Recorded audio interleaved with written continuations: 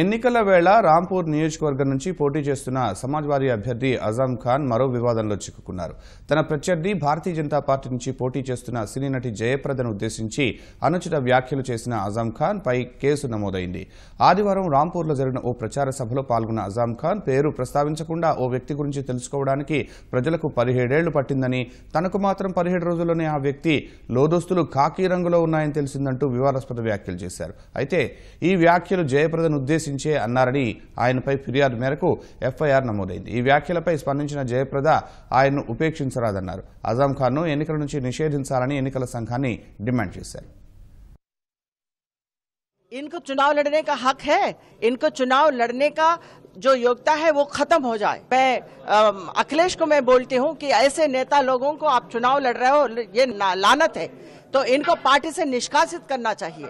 इस तरह के लोग नेता नहीं बनना चाहिए।